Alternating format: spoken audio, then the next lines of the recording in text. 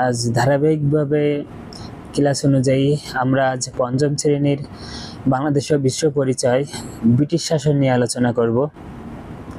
এই অধ্যায়ে আমরা শিখব বাংলার শেষ নবাব সিরাজউদ্দৌলা কিভাবে পরাজিত হয়েছিল, কী কারণে পরাজিত হয়েছিল, 1757 সাল থেকে 1948 সাল পর্যন্ত 200 বছর ব্রিটিশরা কিভাবে আমাদের শাসন করেছে, এর ভিতরে কিভাবে আমরা শাসন ব্যবস্থা থেকে মুক্তি পেলাম, ব্রিটিশদের সুফল, ব্রিটিশদের কি অত্যাচার করতো বাঙালিদের সাথে, এই বাংলার সাথে, সে বিষয় নিয়ে আমরা এই অধ্যায় এখন শিখব।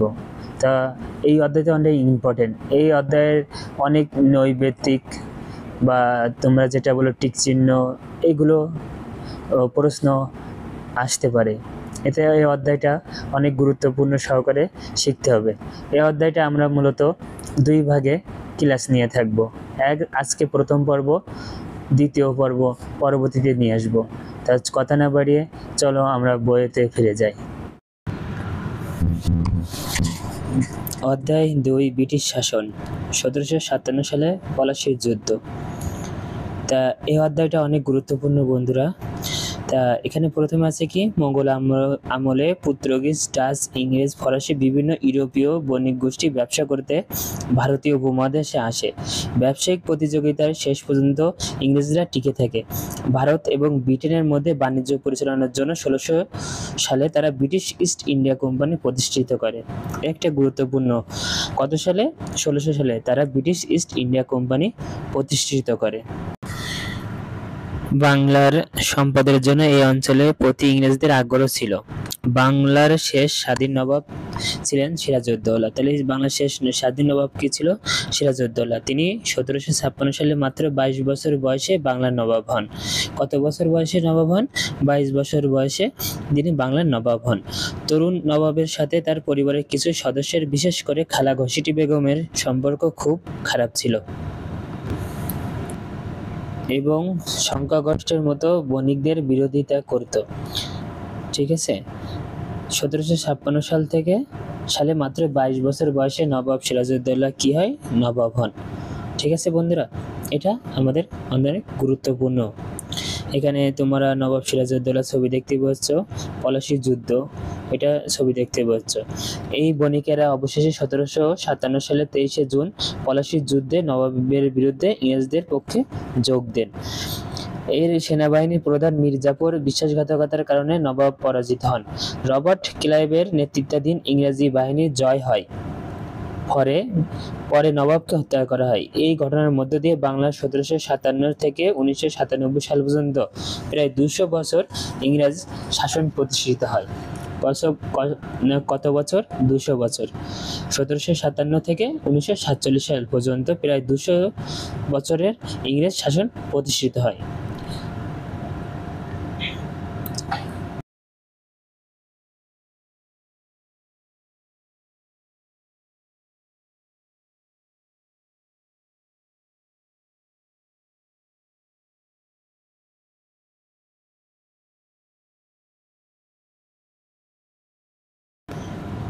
তাহলে নবাব যে হেরে গেছিল, তার জন্য ইংরেজের বণিক, এদেশীয় বণিক আর পরিবার দায়ী ছিল।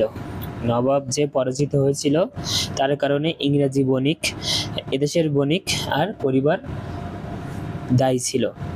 নবাবের 3টে পক্ষ থেকে ষড়যন্ত্রের কারণে নবাবের এখানে প্রশ্ন আছে, পলাশীর যুদ্ধ কবে সংঘটিত হয়েছিল? 1757 সালে পলাশী যুদ্ধ সংঘটিত হয়েছিল। এটা একদম সহজ হিসাব।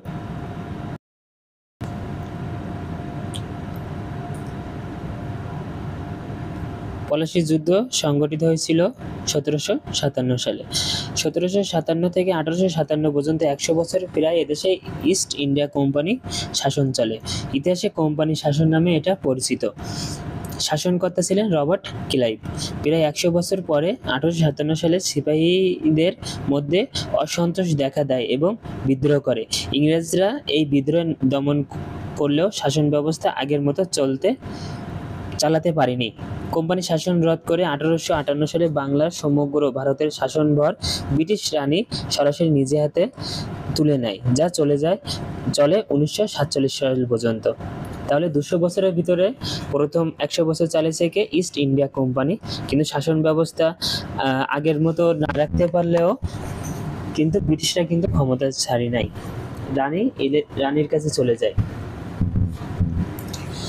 তারপরে ব্রিটিশ শাসনের কিছু খারাপ দিক ছিল, আমরা সেগুলো দেখি। কি খারাপ দিক ছিল? ভাগ কর শাসন কর নীতির ফলে এদেশের মানুষের মধ্যে জাতি, ধর্ম, বর্ণ এবং অঞ্চল ভেদে বিভেদ সৃষ্টি হয়।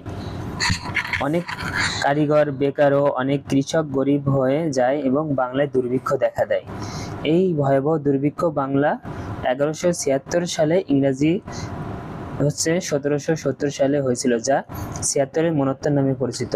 অল্প সংখ্যক জমিদার অনেক জমির মালিক হন এবং বাংলার সংখ্যাগরিষ্ঠ মানুষ মালিকানার স্বত্ব হারান। তাহলে এদের সুফলগুলো। আর আবার ব্রিটিশরা যে কিছু করি না এগুলো না, ব্রিটিশরাও অনেক কিছু করে গেছে আমাদের বাংলার জন্য, সেগুলো আমরা দেখি। নতুন নতুন স্কুল, কলেজ, বিশ্ববিদ্যালয়, ছাপাখানা প্রতিষ্ঠার ফলে শিক্ষা ব্যবস্থার উন্নতি হয়। সকল রেলপথ যোগাযোগ, এই সামাজিক সংস্কার, শিক্ষা, সাহিত্য, জ্ঞান বিজ্ঞানের ব্যাপক প্রসার ঘটে। তাই একে নবজাগরণ যুগও বলা হয়ে থাকে। এটাকে আবার কি বলা হয়? নবজাগরণ যুগও বলা হয়। যেমন ব্রিটিশরা আমাদের যেমন উপকার করেছে, তেমন আমাদের ক্ষতিও করেছে। মির্জাফর এখানে বলেছে যে বাংলার ইতিহাসের এই ব্যক্তিগত ভূমিকা শিক্ষকের কাছ থেকে আলোচনা করো। মির্জাফর কে ছিল? মির্জাফর এই চারজন বাংলা নবজাগরণের গুরুত্বপূর্ণ ভূমিকা রেখেছিলেন। তাদের সম্পর্কে জানার চেষ্টা করি। প্রথমে ছবি আছে রাজা রামমোহন রায়, দ্বিতীয় ছবি আছে ঈশ্বরচন্দ্র বিদ্যাসাগর, তৃতীয় ছবি আছে নবাব আব্দুল লতিফ, তৃতীয় আছে শহীদ আমির আলী, চতুর্থ ইস্ট ইন্ডিয়া কোম্পানি বাংলাকে। তারপর আছে তোমার তিতুমির, বাঁশের কেল্লা এবং সিপাহী বিদ্রোহ। আমরা বাঁশের কেল্লার নাম শুনেছি। তিতুমির, বাঁশের কেল্লা কিভাবে গঠিত হয়েছিল আমরা পড়ি এখন। 18 শতকের শেষ ভাগ থেকে 19 শতক জুড়ে ইস্ট ইন্ডিয়া কোম্পানির বিরুদ্ধে অনেকবার বিদ্রোহ সংগঠিত হয়। এমনই একটি আন্দোলনের বিদ্রোহ নেতা তিতুমির ইংরেজি বাহিনীকে প্রতিহত করার জন্য বারাসাতের কাছে নারিকেলবাড়িয়ায় গ্রামে একটি বাঁশের কেল্লা নির্মাণ করে। সেটা কত সালে? 1831 সালে ব্রিটিশদের বিরুদ্ধে এক যুদ্ধে তিতুমির পরাজিত ও নিহত হন। তাহলে বাঁশের কেল্লা কোথায় অবস্থিত হয়? এটা বারাসাতের কাছে নারিকেলবাড়িয়া গ্রামে এটা অবস্থিত। এটা কত সালে হয়েছিল? 1831 সালে ব্রিটিশদের বিরুদ্ধে এক যুদ্ধে তিতুমির পরাজিত ও নিহত হন। তারপরে বলেছে 1857 সালে পশ্চিম বাংলার ব্যারাকপুরে মঙ্গল পাণ্ডের নেতৃত্বে সিপাহী বিদ্রোহ শুরু হয়ে সারা ভারত ছড়িয়ে পড়ে। এখন সিপাহী বিদ্রোহ কি ছিল বা কারণ কি জন্য ছিল? সেনাবাহিনীতে সিপাহীদের পদে ভারতীয়দের সংখ্যাধিক ছিল। সেখানে 50,000 ব্রিটিশ এবং 3 লক্ষ ভারতীয় সিপাহী ছিল। তারপরে বলেছে কি ভারতের বিভিন্ন এলাকার সৈন্যদের মধ্যে সামাজিক বিশৃঙ্খলা তৈরি হয়। তারপরে কি বলেছে 1856 সালের পর ভারতের বাইরে সৈন্যদের কাজ করার নির্দেশ দেওয়া হয়। কামান ও বন্দুকের কার্তুজ পিচ্ছিল করার জন্য গরুর এবং শূকরের চর্বি ব্যবহারের গুজব নিয়ে ধর্মীয় অশান্তি তৈরি করা হয়। সৈন্যদের আন্দোলনকে সমর্থন জানানোর জন্য সাধারণ মানুষের প্রস্তুত ছিলেন।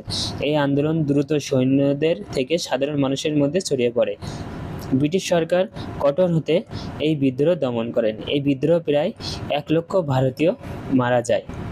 পরবর্তীতে ভারতের শাসনভার ইস্ট ইন্ডিয়া কোম্পানির কাছ থেকে মহারানী ভিক্টোরিয়ার হাতে চলে যায়। তিনি স্বাধীনভাবে ভারত শাসন করতে থাকেন। তাহলে দেখো বন্ধুরা, আমাদের বাংলায় প্রথম নবাব সিরাজউদ্দৌলা পরাজিত হয়ে গেল, তারপরে তিতুমির পরাজিত হলো, তারপরে সেটাকে তিতুমির ওটা বাঁশের কেল্লা, তারপরে সিপাহী বিদ্রোহ হলো। তারপরে বলেছে কি ঢাকা বাহাদুর শাহ পার্কে 1857 সালে বিদ্রোহ বাঙালি সিপাহীদের ফাঁসি দেওয়া হয়েছিল। 1857 সালে বিদ্রোহী বাঙালি সিপাহীদের কি দেওয়া হয়েছিল? ফাঁসি দেওয়া হয়েছিল। এটা স্থান কোথায়? ঢাকা বাহাদুর শাহ পার্কে। এখানে একটি স্মৃতিসৌধ আছে। এই পার্ক সম্পর্কে আরো তথ্য সংগ্রহ আমরা করব ইনশাল্লাহ। তা তিতুমিরের বাঁশের কেল্লা কি পরিণত হয়েছিল? লাস্টে তিতুমির বাঁশের কেল্লা জনসংখ্যা ব্রিটিশদের তুলনায় তিতুমির একটু কম ছিল, এই জন্য তিতুমির পরাজিত হয়েছিল। ব্রিটিশ শাসনের বিরুদ্ধে এদেশের মানুষের আন্দোলন চলতে থাকে। শিক্ষার প্রসার এবং নবজাগরণের ফলে দেশপ্রেমের চেতনা বিস্তার লাভ করে।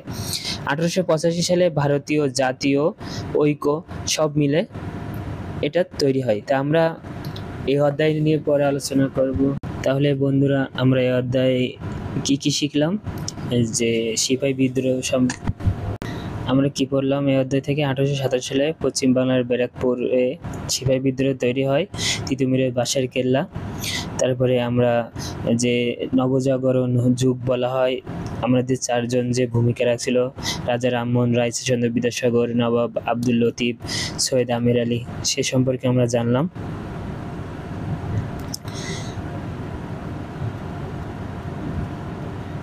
তারপর যে ব্রিটিশদের যে কুফলগুলো সম্পর্কে আমরা জানছি, যে ভাগ কর, শাসন কর নীতির কারণে এই সমস্যা হয়েছিল।